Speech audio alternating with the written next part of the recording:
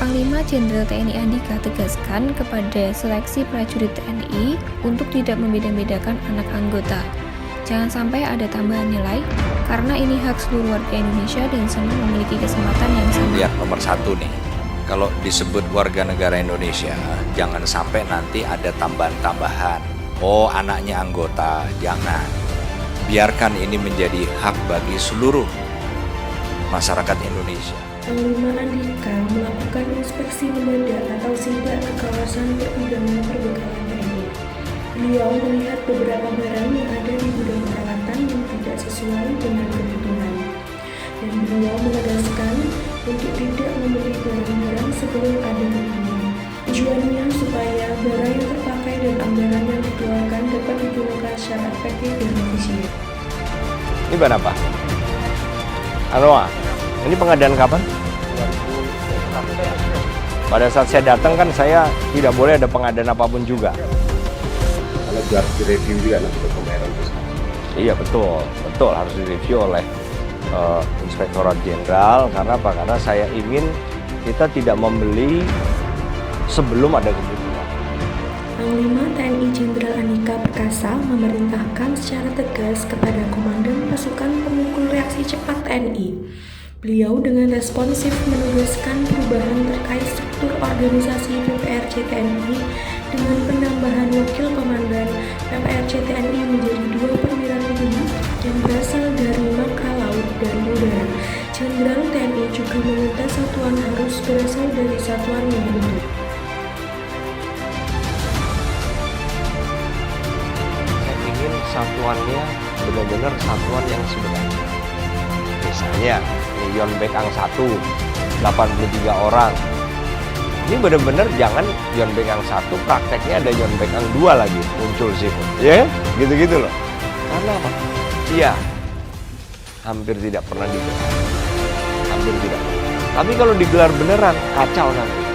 Gara-gara mereka baru ketemu ya di pos sana.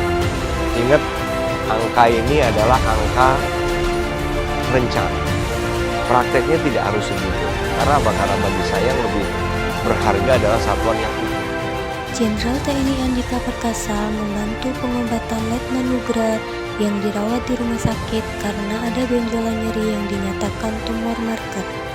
Jenderal TNI Andika Perkasa memerintahkan dokter di Aceh untuk kemoterapi sampai selesai dan sampai dinyatakan sembuh. Ini baru putaran pertama. Kemo atau radio? Kemo. Habis ini kedua ini 3 minggu lagi. Nggak usah pulang. Oke? Coba Mas Ridwan yang hubungi Kakesdam Aceh. Itu dokter ini kan, Ismi.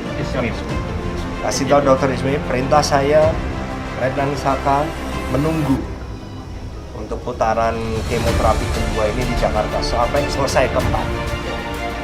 Oleh karena itu Kakesdam agar lapor kepada Pangdam bahwa ini adalah perintah saya.